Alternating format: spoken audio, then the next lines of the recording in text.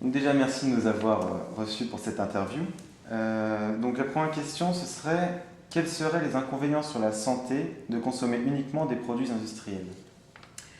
Alors l'inconvénient, c'est que si on mange que des produits industriels, très souvent, on ne sait pas trop ce qu'il y a à l'intérieur.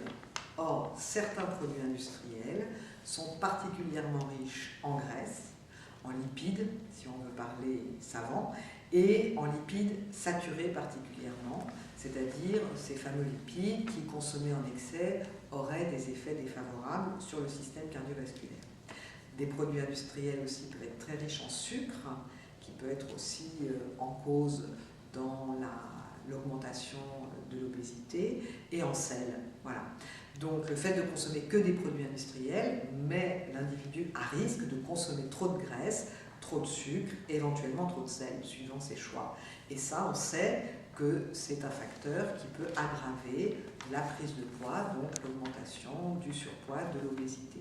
Et indirectement, d'autres maladies qui viennent de là, le diabète, les pathologies cardiovasculaires, l'hypertension, l'hypercholestérolémie, etc. Voilà. Et particulièrement pour les enfants, qui sont des cibles privilégiées, très sensibles à la publicité de certains produits très particuliers que vous connaissez, produits de grignotage, qui là, à coup sûr, sont des produits souvent très gras, très sucrés, et qui n'apportent pas tous les éléments nutritionnels dont le corps a besoin, donc qui peuvent aussi, si on ne mange que ça, entraîner des carences, des manques en certaines vitamines, en minéraux comme le calcium, etc. D'accord, merci. Et en parlant de l'obésité, est-ce qu'elle touche toutes les tranches d'âge? Alors l'obésité, elle touche absolument toutes les tranches d'âge. Elle est plus importante chez l'adulte. Hein. Si on parle que, parce que vous savez qu'il y a le surpoids, avant d'être obèse, on est en surpoids. Donc si on regarde les individus adultes qui sont en surpoids ou obèses, on a environ 30 à 40% de la population. Les enfants, le chiffre est quand même moins important puisque c'est environ 10-12%. Et là, ce qui est vrai, c'est qu'on voit un léger recul de l'obésité chez l'enfant, donc quand même les campagnes de prévention auraient eu un certain impact. Par contre, chez l'adulte, ça continue à augmenter avec une pente un petit peu plus douce, ça augmente moins vite qu'avant, mais ça continue à augmenter. D'accord. Passons aux alicaments maintenant.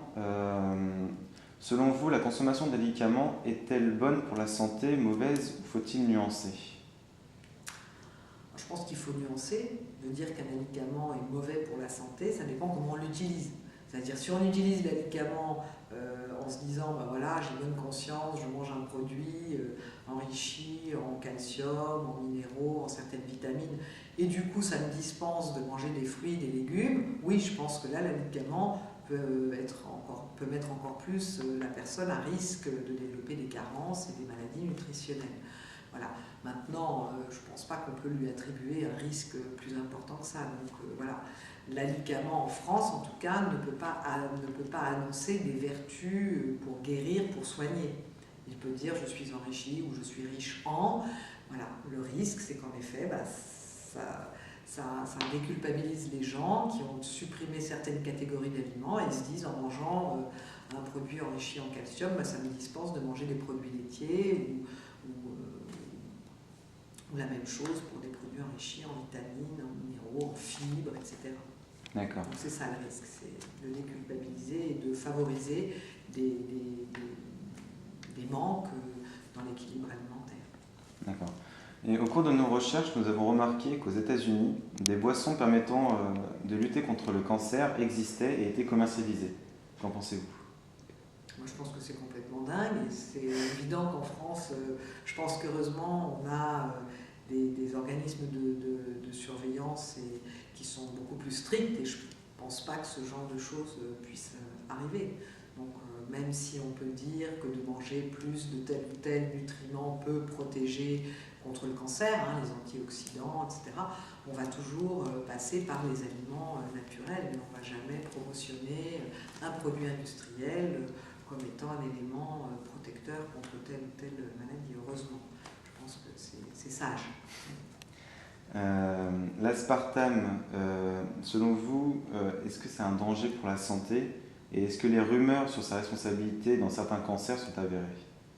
Alors là, c'est un sujet d'actualité que vous prenez, c'est clair. Il y a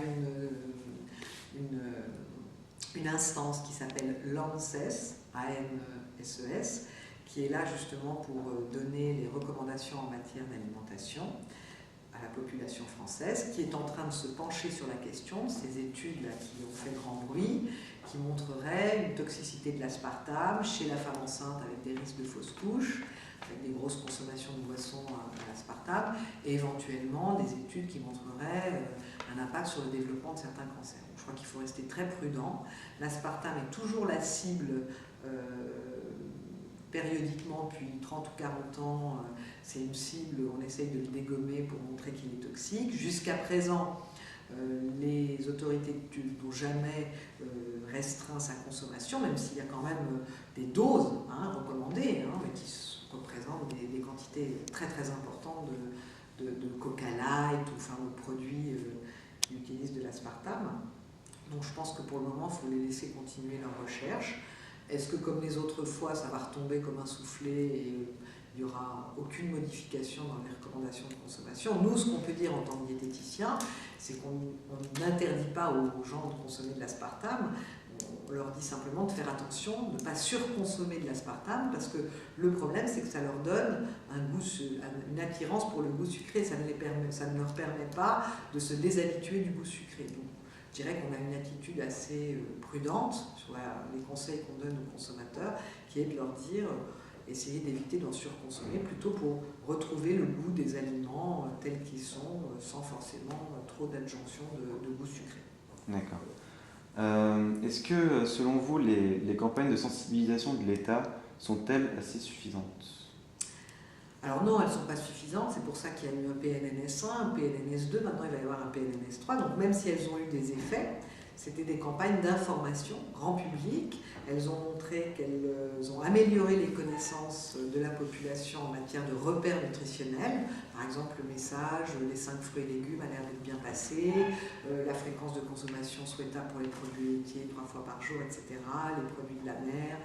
Les messages commencent à bien passer, les connaissances s'améliorent, mais le comportement ne suit pas tellement, surtout pour les fruits et légumes en particulier, et les produits laitiers qui sont des cibles importantes dans la population française qu'il faudrait améliorer, dont il faudrait améliorer la consommation. Donc non, c'est pour ça que le PNNS3 a envie de mettre des actions plus de proximité, où là on aide vraiment les gens, non pas à améliorer leurs connaissances, mais à améliorer leur comportement. Comment intégrer ces repères de consommation souhaitables dans leur vie quotidienne en fonction de leur environnement, et en particulier chez les gens qui ont le plus de mal à équilibrer leur alimentation, c'est-à-dire les gens en difficulté financière.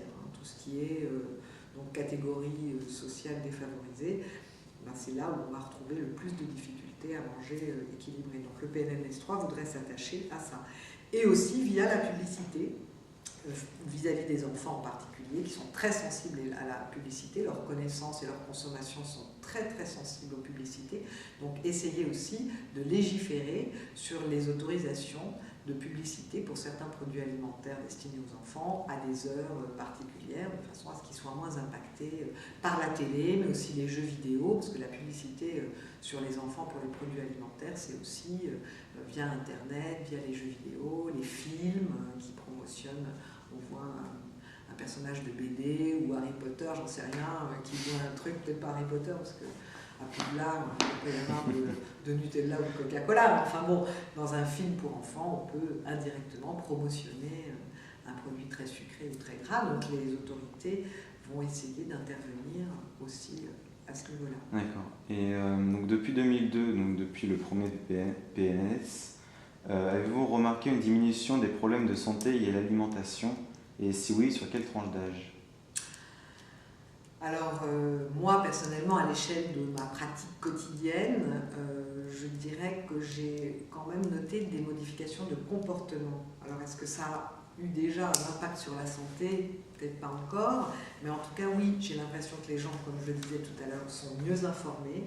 Et moi, je travaille avec des patients, donc des gens malades, qui ont du diabète. Je ne sais pas si je peux vous en parler là, mais c'est vrai qu'ils sont parfois particulièrement sensibles à tous ces conseils nutritionnels.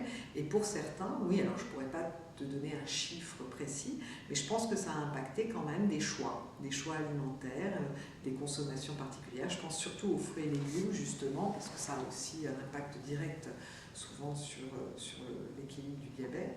Voilà, plus particulièrement aussi le choix des graisses. Le choix des graisses se trouve un petit peu modifié depuis 2002. Les graisses justement insaturées, les huiles, sont peut-être plus souvent choisies que les graisses plus saturées. Mais je pense que ça a un impact en tout cas légèrement sur les comportements, sans donner de chiffres. Sur la santé, je l'espère, dans 5, dans 10, dans 20 ans, et voilà.